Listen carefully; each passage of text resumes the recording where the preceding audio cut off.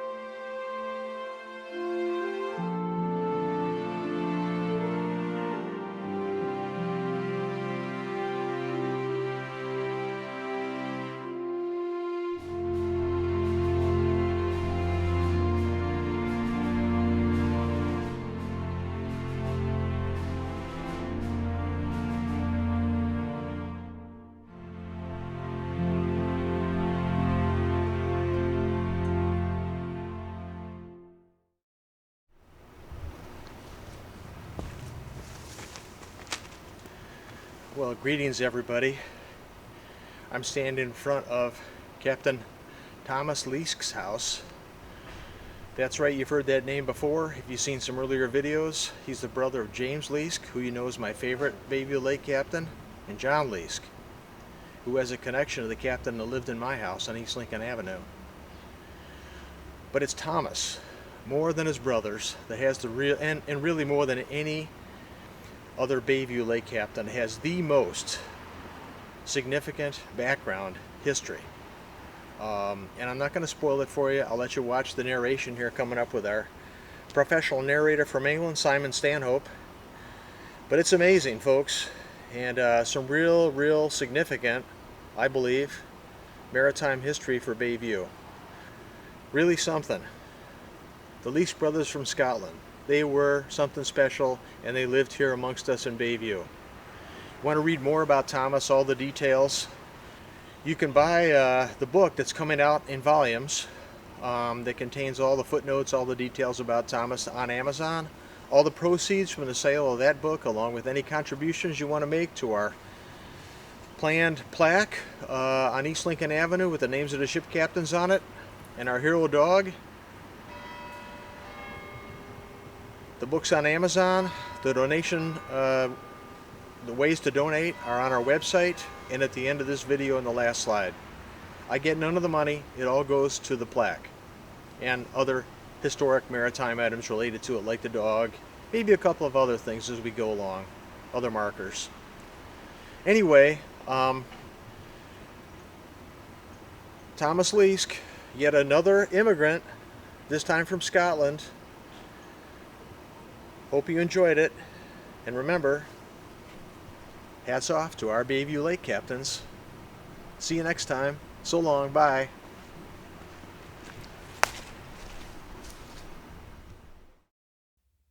Welcome to another installment of Bayview, Town of Lake Captains, where we discuss the lives of the 71 different lake captains that once lived in Bayview, Wisconsin, during the late 19th and early 20th centuries, in the age of sail and steam. This discussion will include their ships, their homes, their families, and their lifetime of sailing adventures on the Great Lakes. Here is the map of lake captains' homes in Bayview to show you where this episode takes place. Its location focuses primarily on the large green arrow. Today we will be discussing the life of Captain Thomas Leisk, who lived on Wilson Street, and, while living in Scotland before immigrating to America, may have participated in one of, if not the greatest, maritime rescue attempts in world history. He was born on the Shetland Islands in the North Sea, 75 miles northeast of Scotland, in October 1837. His father, also a sailor, drowned in the Atlantic Ocean near the island of Barra off the northwest coast of Scotland when Thomas was a young man. Thomas was the oldest of 4 Leisk brothers, the others being John, James and Henry, and they all became lake captains. Thomas, James and John became Bayview lake captains, while Henry lived in Milwaukee and Wauwatosa. Like his brothers, Thomas also grew up in Scotland, from the very beginning an ocean-going sailor. But as the oldest, he blazed a trail that set the standard for the others to follow. This includes his participation in the aforementioned world's greatest sea rescue attempt, which we will discuss first, before his Bayview lake captain days. It's rather lengthy and involved, but we believe worth the wait. It's a sea story of the highest caliber, and it involved a Bayview lake captain. Let us therefore begin the story of Thomas Leisk in Scotland. His early background is provided by his daughter, Ruth Caroline Leisk. Father, Thomas Leisk, sailed up into the frozen Arctic, froze up there and lost the ship and was picked up by another boat. Father sailed the ocean in trading between Shetland and England. Father sailed on the brig Lady Franklin, historic vessel, went whaling and sea hunting. Thomas Leisk's daughter's reference to the brig Lady Franklin is significant. If Thomas was aboard in 1850 to 51, then he was truly part of a historic event. He would have been aged 13 to 14 at that time, too young by today's standards, but not at all young for the time. For example, the captain of the Lady Franklin, William Penny, went to sea at age 12, and so did the other significant captain of this story to be discussed, Sir John Franklin. Briefly summarizing, books and television documentaries have been made about the larger event. The brig Lady Franklin was actually HMS Lady Franklin. The letters HMS are used for ships of the Royal Navy and stand for Her Majesty's Ship, which in this case was Queen Victoria. In 1850, the HMS Lady Franklin undertook a voyage accompanied by the brig HMS Sophia to search for the missing crews of the HMS Terror and HMS Erebus. The Terror and Erebus had left England 5 years earlier, in 1845, on an exploration mission to try to find the elusive Northwest Passage, a still undiscovered but believed sea passage across the very top of Canada that was thought to connect the Atlantic and Pacific Oceans. Trying to find the Northwest Passage was akin to Lewis and Clark's expedition going into the unknown of the western United States. It was a voyage, literally, into an undiscovered world. If the passage could be found, it would mean a straight shot for shipping from the North Atlantic across northern Canada to reach the Pacific. This would save weeks, if not months, off the current sailing time from Europe that required going all the way around the southernmost parts of either South America, the Panama Canal wasn't built yet, or Africa, in order to reach the Pacific and the lucrative trade at the time with Asia. The problem in attempting to find and ultimately sail through a northwest passage was the extreme cold, and especially the ice. There were no icebreakers at this time in history, and the ships were made of wood. Nor were there charts or maps of the area, as this was literally uncharted territory and waters. Airplanes weren't invented yet, nor were weather satellites that could provide photos of this frozen, hostile far north. Ships that decided to try to find a way through were on their own. If they got caught in ice, there would be no one to come and rescue them. They would die. So, did the Northwest Passage exist? If so, exactly where was it? Navigating a way through wasn't as easy as it might seem. It wasn't a straight shot. There were many twists and turns around islands, inlets, bays, and frozen channels of ice that blocked the way, huge obstacles under normal weather conditions, let alone that far north. Could a passage even be considered for exploration, given the massively harsh conditions of severe cold, ice, and wind? In 1845, Britain engaged the already famous Arctic explorer Sir John Franklin, who had just been knighted by Queen Victoria for his prior Arctic explorations, to lead an exploration mission to try to find the dreamed-of Northwest Passage. The British Admiralty provided him with 2 British Navy ships and their crews, HMS Terror and HMS Erebus, along with full provisions for the voyage. Franklin departed in 1845, but when he wasn't heard from for 2 years, his wife, Lady Jane Franklin, began to sound the alarm. She lobbied not only the maritime leadership in Britain, but she also lobbied the British people for help. So effective was she at broadcasting her requests for help that she became a celebrity. Her cause became forefront in the minds of the British people. Songs and poems were written about her and her plight. And she wasn't just about publicity. She funded several expeditions with her own money. She later, in 1849, even contacted U.S. President Zachary Taylor for help, who subsequently appealed to Congress to launch an American rescue expedition. Congress provided the funds to do so, but only after American merchant Henry Grinnell came forward to buy 2 brigs with his own money for the purpose. These 2 brigs, Rescue and Advance, were manned by volunteer U.S. naval officers. They began their search in May 1850, making contact in August of that year with Scottish whaling captain William Penny, who was leading the first official expedition from Britain with 2 ships, the Lady Franklin and the Sophia, that were both paid for by Lady Jane Franklin herself. The background on Captain William Penny is very interesting. In the early days of the tragedy, when the British Admiralty didn't side with Lady Franklin, preferring to give it more time, Captain Penny appeared. At this time he had been routinely sailing the Arctic in search of whales for years, and was very familiar with the area. Entirely on his own initiative, he decided to take a look for the 2 missing ships, HMS Terror and HMS Erebus, and their crews, while he was captaining 2 whaling vessels, the St. Andrew and the Advice. To William Penny belongs the distinction of undertaking the first maritime search for the ships of Sir John Franklin.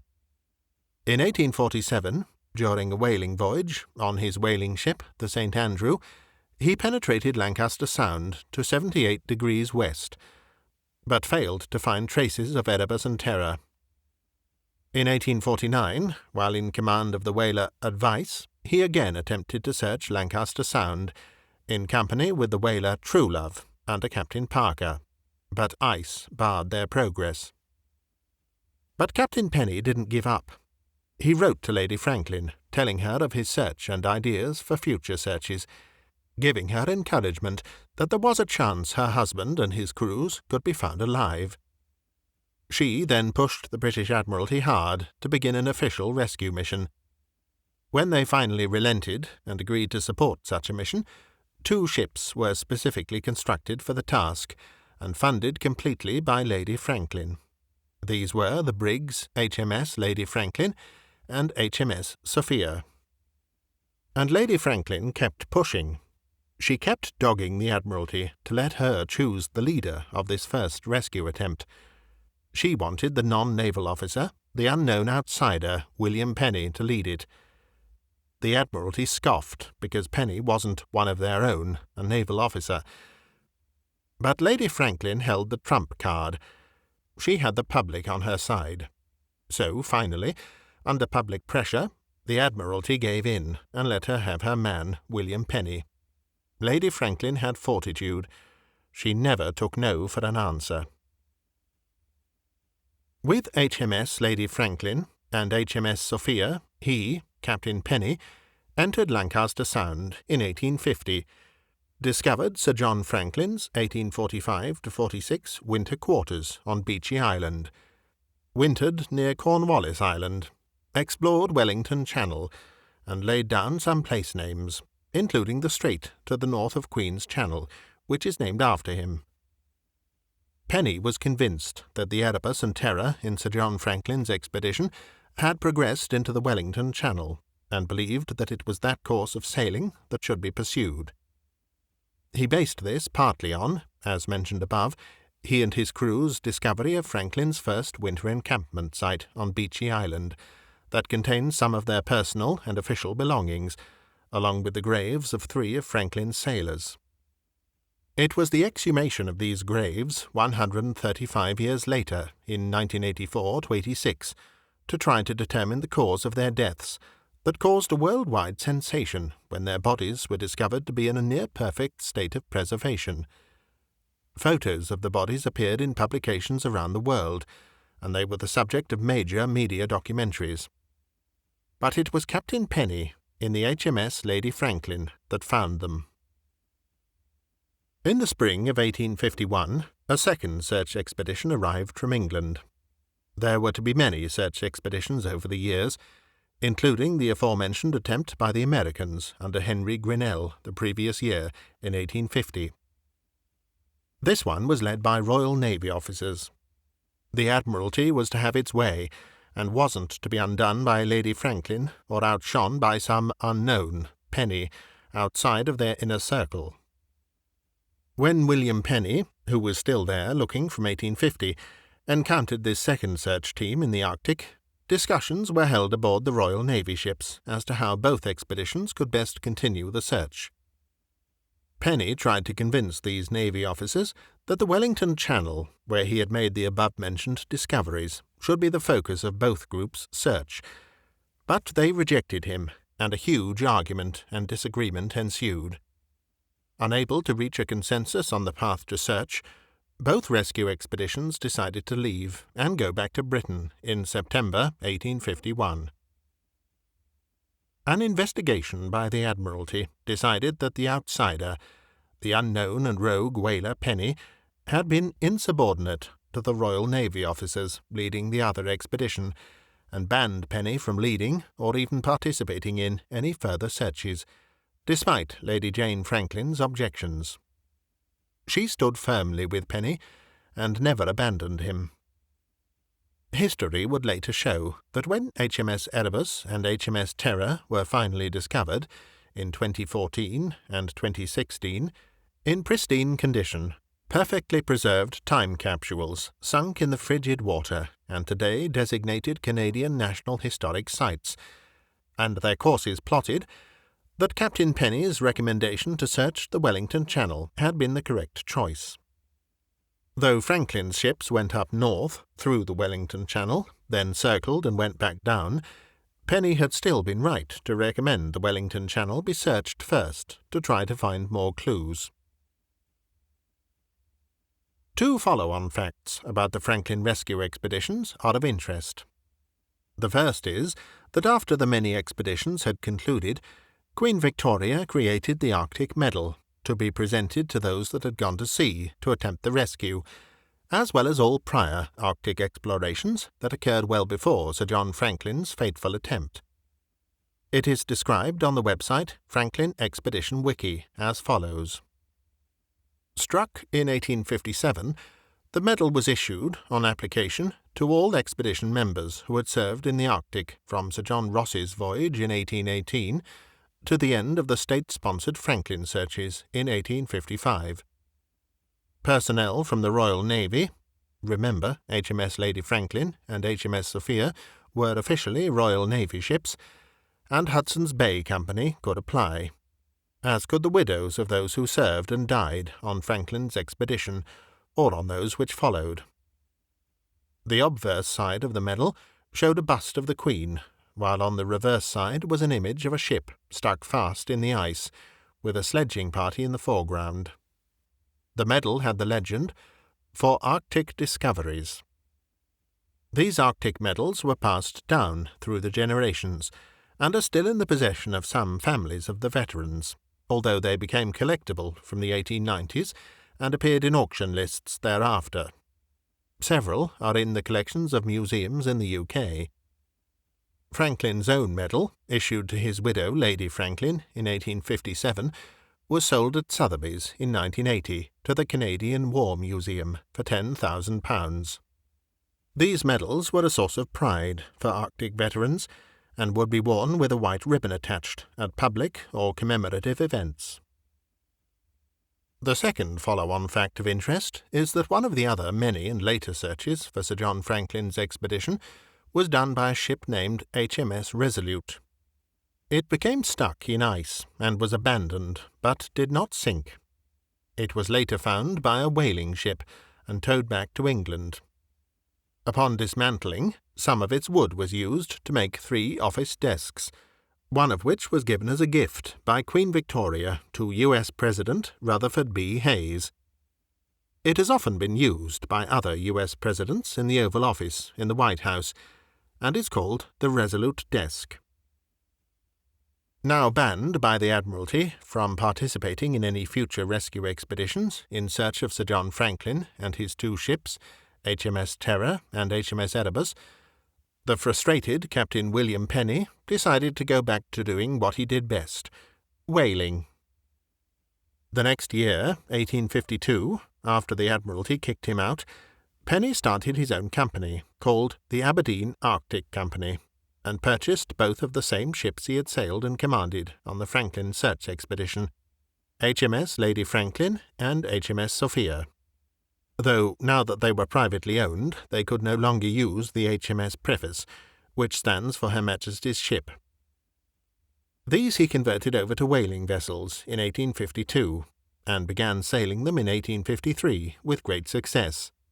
He even innovated a new whaling tactic called flow whaling, which saw these ships basically affix themselves to ice packs to wait out the winter, instead of returning to port, to get an early start when the ice began to melt. This saved transit time and allowed the ships to always return home with their cargo holds full of whale products. It should be remembered that whale products were used for many things at the time, perhaps most importantly, the whale oil that was burned in oil lamps and was the major source of light inside homes, shops, and society in general across the world. Captain Penny of the ship Lady Franklin was Aberdeen's most enterprising whale skipper. Almost single-handed, he helped the city's whaling industry survive until the 1860s. He is last documented as captain of the Lady Franklin in 1859, which was also the last time the Lady Franklin was documented working as a whaler. He retired to his home of Aberdeen, Scotland, in 1867. But it was his involvement in the search for the crew of the Franklin expedition that dominated and continues to be the focus of his legacy and life. Even his crews knew it. His gravestone in Aberdeen, Scotland, is marked by a large Christian cross that doesn't even record him as a whaling captain, but rather as the leader of the first expedition to search for Franklin's Northwest Passage expedition. In memory of Captain William Penny, Aberdeen, Arctic discoverer, who assisted in the Franklin search expedition of 1850 to 51, and who died at Aberdeen on the 1st of February 1892, aged 82 years. So was the Northwest Passage ever proven to exist?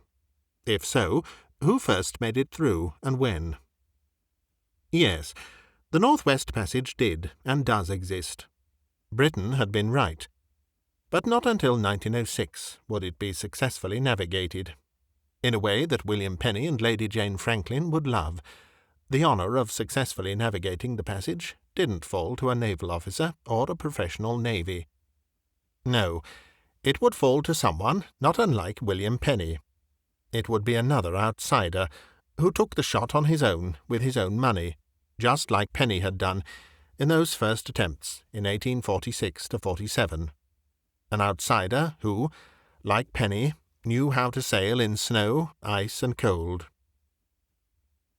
It would be a Norwegian named Roald Amundsen, and he did it in 1906, 60 years after Sir John Franklin's attempt, by sailing his 70-foot sloop, Gjoa, with a crew of 6.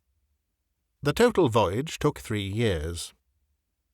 The recipe for success turned out to be the opposite of the Admiralty's concept as defined in Franklin's expedition. It turned out that what worked was a smaller crew that required less to sustain itself in the frozen Arctic with few resources. Not Sir John Franklin's 2 huge ships with their huge crews. The other key ingredient was that a smaller, lighter vessel with a shallow draft, amount of hull below the waterline, could best navigate the ice. Again, the opposite of Franklin's HMS Terror and HMS Erebus. Huge ships with huge drafts. Amundsen's Gjoa is today perfectly preserved and on display at the Oslo, Norway Maritime Museum. At this point, you, the listener, are probably now wondering, well, this information is all well and good and interesting, but what does it have to do with Thomas Leisk and Bayview, Wisconsin? The answer is a lot, and perhaps even a great deal. Let's return to his daughter Ruth's statement at the start of this discussion. Father, Thomas Leisk, sailed up into the frozen Arctic, froze up there, and lost the ship and was picked up by another boat. Father sailed the ocean in trading between Shetland and England. Father sailed on the brig Lady Franklin, historic vessel, went whaling and sea hunting. If Thomas Leisk had been aboard the Lady Franklin as a crew member, possibly a cabin boy at age 13 to 14, during the 1850 to 51 Franklin search expedition, then this is hugely significant, as he would have been part of one of the greatest search and rescue operations in all of maritime history. The lead ship in the first official rescue attempt by the British Navy and Government, sanctioned by Queen Victoria, to make the attempt, and the first to make the major discoveries. Franklin's winter camp of 1845-46, the 3 famous graves, original crew documents, and more, first found by Captain Penny on the Lady Franklin. To repeat, William Penny began his sailing career at age 12, and so did Sir John Franklin. So for Thomas Leisk to be sailing at age 13 to 14 is not at all out of the realm of possibility. In fact, it was the norm. However, daughter Ruth doesn't provide the dates Thomas was aboard. Nor does Ruth say anything about Thomas having been involved in the search operation. What she does say is that he, quote, went whaling and seal hunting, unquote, while aboard the Lady Franklin. This would seem to confirm Thomas Leisk at least having been on William Penny's whaling voyages with the Lady Franklin and Sophia. But again, when? The Lady Franklin continued to sail until 1867, when it was sunk in a collision near Dover, England. To be that far south suggests the ship was no longer a whaler. This is important, because Thomas Leisk was aboard when it was whaling.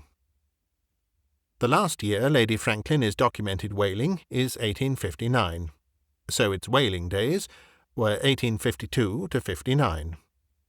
Thomas Leisk had to be aboard in this time frame, or earlier during the Franklin search of 1850 to 51, as discussed previously. William Penny was also the only captain of the Lady Franklin during these years, 1850 to 59. Support for Thomas Leisk being aboard at least on Penny's very first whaling voyage of 1853 to 54 comes when she includes, quote, "Father, Thomas Leisk, sailed up into the frozen Arctic, froze up there, and lost the ship and was picked up by another boat," unquote. While there is no record of either the Lady Franklin or the Sophia being lost during or after the expedition of 1850 to 51, both sailed on well past this period, both Lady Franklin and Sophia are confirmed as having been iced in during the first whaling voyage of 1853 to 54. The crew of the Sophia were transferred over to the Lady Franklin while stuck in the ice. So Ruth's statement that Thomas was, quote, "picked up by another boat," unquote, could represent this transfer, albeit the other ship's crew being transferred, not Thomas's crew. Could this be what Ruth's statement refers to? None of this, however, excludes Thomas Leisk from having been aboard the Lady Franklin on that first rescue mission of 1850 to 51. William Penny bought the Lady Franklin for whaling immediately after the 1850 to 51 search. He could very well have hired many of the same crew, as often happened, to begin whaling in 1853 that had been with him on the Lady Franklin in 1850 to 51. Thomas Leisk could easily have been in that group. It would fit. He didn't immigrate to America until 1880, so there was definitely an opportunity. At a minimum, Bayview Lake Captain Thomas Leisk is confirmed as having sailed aboard the Lady Franklin, a famous vessel in history, and simultaneously confirmed serving under and learning from Scotland's most famous and accomplished whaling captain, William Penny. Thomas is also the only Bayview Lake captain that grew up as a sailor aboard a whaling ship and in the whaling industry. The question is this: when exactly was Thomas aboard the Lady Franklin? The short answer is, we don't know. However, it's entirely possible, one could say even probable, he was aboard as a junior sailor or cabin boy at age 13-14 during the Franklin rescue expedition of 1850 to 51. As such, he would have earned Queen Victoria's Arctic Medal. Thomas could have then been retained as crew, as often happened, when William Penny bought the Lady Franklin immediately after the Franklin voyage to use it as a whaler. Regardless of how the exactness of the details, via the dates, of Thomas Leisk's service aboard the Lady Franklin played out in history, what is known is that his confirmed connection to legendary Captain William Penny and the famous Lady Franklin gives Thomas the most significant maritime background of any of Bayview's lake captains, hands down. Thomas's sailing routes are even more significant than his brother, fellow Bayview Lake Captain James Leisk, and that's saying something. James Leisk's sailing background is stunning, as is brother Henry's, though Henry lived in Milwaukee but never in Bayview. But Thomas's connection with the Lady Franklin and its legendary Captain William Penny, plus learning the ropes of sailing as a whaler, tops all of that, as well as all other lake captains of Bayview when it comes to maritime tradition and history. Maybe even more, Thomas Leisk's background also gives Bayview a serious connection to some big-time maritime history. Even more sea-going heritage that the people of Bayview can and should be proud of. After the Lady Franklin, a possible important salvage operation by Thomas Leisk. 20 years after Thomas Leisk left the Lady Franklin, he may have been involved in, though it is not confirmed, an important salvage operation after a bridge collapsed in Scotland. The bodies of many people that died when the train carriages they were riding in over the bridge fell into the river below had to be recovered. While Thomas's involvement in the salvage isn't confirmed, he may have nevertheless been involved, due to another statement made about him by daughter Ruth Leisk. Father was out on the ocean when the Bay Bridge went down, with a full trainload of passengers, in a terrible storm. If only for the brave seamen, all would have been lost. The Bay Bridge is the Tay Bridge in Dundee, Scotland, that collapsed during the pitch-black and very stormy evening night at 7:15 p.m. on the 28th of December, 1879. By chance, a train was crossing over the bridge at the very moment the spans went down, dropping all the carriages loaded with passengers into the icy water below. Everyone died what had to be horrific deaths. The image in this slide depicts the aftermath of the bridge collapse the next day, and shows the probable salvage operation underway to find and extract the bodies for their families. Thomas Leisk's daughter's statement seems to suggest, but doesn't specifically state, that Thomas was involved with the attempted salvage of the bodies from the water the next day. Why would this remain a part of the Leisk family oral history if he wasn't? There would be absolutely no reason to connect this disaster to her father otherwise, especially when recounting her father's sailing history. The part of her statement that, quote, "Father was out on the ocean when the Bay Bridge went down," unquote, could mean he was literally away at sea, but it is more likely, due to this context, that she means Thomas was there on his ship, on the water, out in the ocean, when the bridge collapsed, and participated in the salvage. The verbiage, "all would have been lost," may very well mean the bodies lost to their families, preventing a proper burial. Dundee is on the north-east side of Scotland, as are the Shetland Islands, Thomas's home, though these are way farther north and off the Scottish mainland. Thomas would have probably been in Dundee because his ship, name unknown, from the Shetlands was either coming into Dundee or had just left, thus placing him in a position to help with this salvage. In an amazing aftermath to the story, they salvaged the locomotive from the bottom of the Firth of Tay, patched it up and got it back running on the railway again. Too valuable to lose, perhaps. And it stayed in service until 1919. Apparently, the locomotive's engineers that drove it weren't very keen, and were especially unhappy when they had to take it over the replacement Tay Bridge. Understandably, they regarded it as an unlucky engine, nicknaming it the Diver. In the end, it can't be said for certain that Thomas Leisk was involved, but it's possible, so this part of history was included in this episode. At age 43, already an experienced seaman and probable captain, as evidenced by the aforementioned stories, Thomas Leisk immigrated to the USA via New York on the 1st of June, 1880. This was much later than his much younger brothers James, 1871, aged 22 at immigration, John, 1865, aged 21 at immigration, and Henry, 1864, aged 22 at immigration. Thomas came straight to Milwaukee after clearing customs in New York, his brothers already living here. He moved in right away with his brother Henry and Henry's family in Walker Point, and also began working as a, quote, sailor, unquote.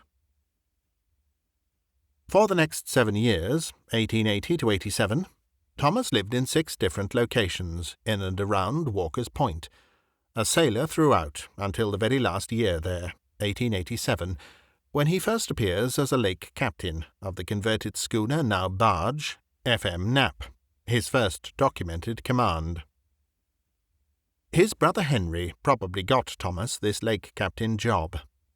The Knapp was purchased by Henry Leisk and others in an ownership group to serve as a barge to be towed during 1887 by the steamer Simon Wrangell, of which Henry was the captain, one brother towing another.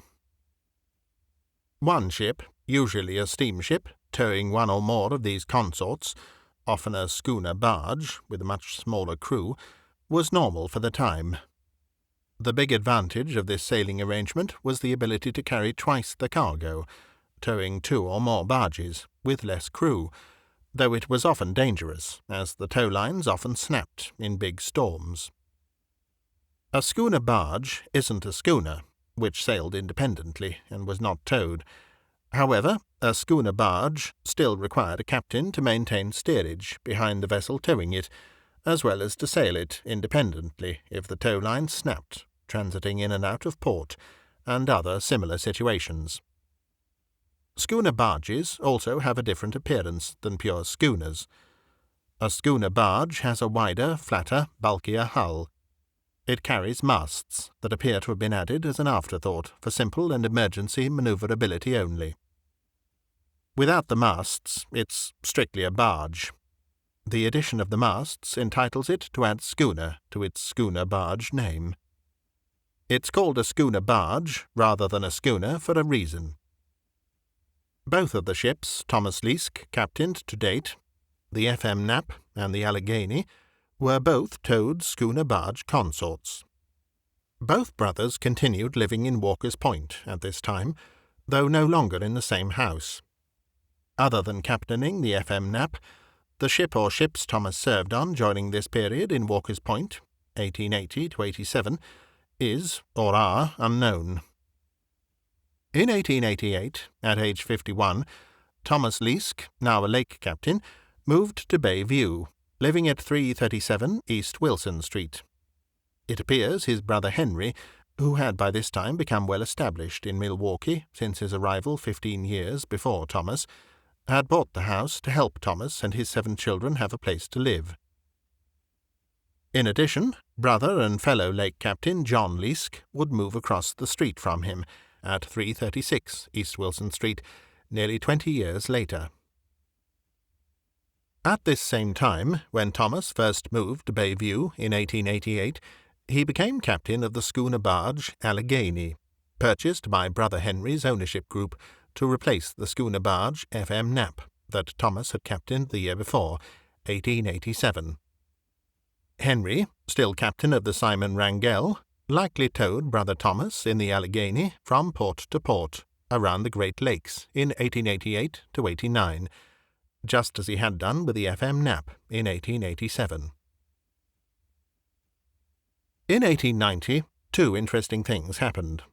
First, Thomas was no longer listed living at 337 East Wilson Street, though his family continued to do so because he is listed there again in 1893. Second, the Allegheny was no longer towed by brother Henry's propeller, Simon Wrangell, but instead was now towed by another steamer, the Marion, with a different owner. It's unknown what happened, but Henry was only a member of the Allegheny ownership consortium that arranged for the Simon Wrangell, that he captained, to tow brother Thomas in the Allegheny. Henry wasn't the full owner. For some reason, the Wrangell was replaced as the towing steamer, and it appears Thomas was replaced or left as the captain of the converted schooner barge Allegheny. Evidence that Thomas decided to take the opportunity of these ownership and towing changes to leave to make some more money for his wife and 8 children in Bayview comes in 2 news articles in New Orleans newspapers in 1891 and 1895. The first article, on the 31st of July, 1891, is titled The Arrival of the Ranmore. The British steamship Ranmore, 1,894 tons net, Captain Thomas Leisk in command, from St. Thomas, in ballast consigned to the New Orleans Elevator Company, has arrived and will load with a cargo of grain in bulk for Europe. The second article, on the 27th of October, 1895, is titled Had Heavy Weather in the Straits. The British steamship Wooler, 1,548 tons net, Captain Thomas Leisk in command, from New York, loads for Manchester, England, the first cargo of the season. Captain Leisk reports sailing from New York, 16th October. Encountered storm. Passed without any damage, and Captain Leisk does not care to repeat the dose, as the ship was tumbled about at a lively rate. Certainly there could have been other Captain Thomas Leisks around at the time. However, a few years later there appears a Captain John Leisk commanding a steamer out of New Orleans, and Thomas had a brother, per a previous episode, named John. Is it coincidental that at the very time of these reports, both men are missing from the Milwaukee city directories? That both men's steamships at the time of their reporting have a New Orleans connection, and that is where John Leisk immigrated through. That Thomas's wife later retired to New Orleans. What are the chances that both a John Leisk and a Thomas Leisk would appear as steamship captains while missing from Bayview and with connections to New Orleans? How many John and Thomas Leisks are out there in the world at this time, captaining steamships, with known family connections to New Orleans? Add these coincidences up, and the case can be made that these captains, Thomas and John Leisk, are indeed Bayview's lake captains taking a break to go captain a ship elsewhere. Actually, they became sea captains. In John's case, the likely reason was post-retirement income. In Thomas's case, he found himself without a ship when the Allegheny was sold, and the steamship job in New Orleans came to his attention through John's contacts there, as John had immigrated there and likely spent his early years there. The steamship captain job may also have paid more, and Thomas had 7 children to support. So he sent the money home to Bayview to his family that continued to live at 337 East Wilson Street. By 1895, Thomas had enough money to buy the house at 337 East Wilson Street from brother Henry. In 1899, Thomas returned to live in Bayview at 337 East Wilson Street, and it appears Henry then helped Thomas secure him another lake captain's job. This time, Thomas would be captaining the converted schooner barge Harold. It was to be towed by the steamer P.J. Ralph, owned and captained by none other than his brother Henry. So, for the second time, brother Henry was towing brother Thomas around the lakes. Thomas would remain the Harold's captain for the next 3 years, through 1901. Of interest, in their first towing job together after Thomas moved back home in 1899, both brothers were hired, Henry on the P.J. Ralph, towing Thomas on the Harold, on a 1-year contract by the Illinois Steel Company, Bayview's rolling mill, to carry steel and rails. So not only did Thomas come back home to Bayview in 1899, he did so specifically to take a job captaining a ship full of steel and rails for Bayview's rolling mill, being towed around the Great Lakes by his brother Henry. And of really special interest, if we add up the total time that brother Henry on his steamships towed his brother Thomas on his schooner barges all over the Great Lakes, it reaches 6 complete years of sailing seasons. From 1902 to 05, and probably 1906, Thomas became captain again of the schooner barge Aberdeen, though no longer under tow of Henry, but by others.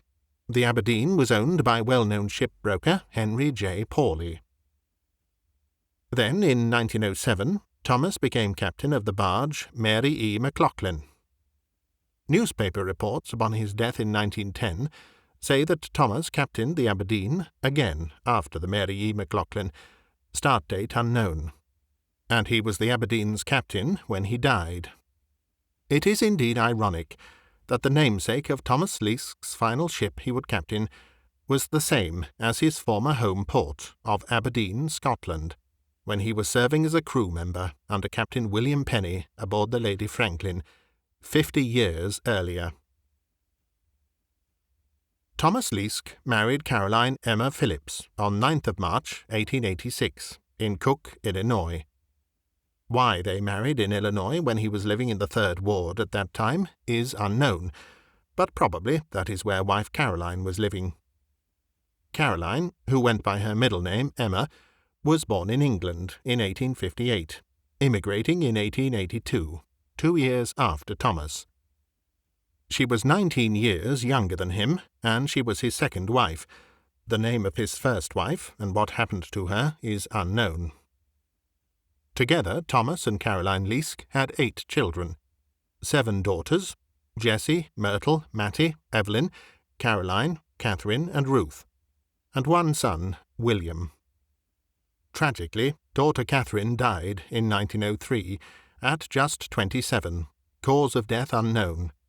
Yet another Bayview Lake captain to lose a child at a young age. Captain Thomas Leisk, one of 3 brothers who sailed the world's oceans in their youth before moving to Wisconsin and calling Bayview home, died at home at 337 East Wilson Street on the 28th of April, 1910.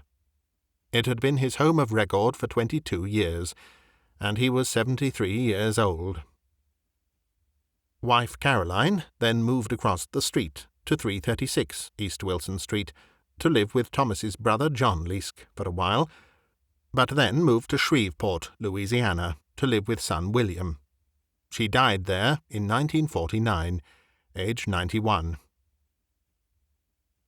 Aside from his illustrious beginnings in the Arctic, Thomas Leisk had also sailed the Great Lakes for nearly 20 years, having been a lake captain for half of that time. He had been active in the Milwaukee branch of the International Shipmasters Association and in card games of cinch, which were quite the rage of Bayview of the late 19th and early 20th centuries. Thomas, wife Caroline, and daughter Catherine are buried together at Forest Home Cemetery.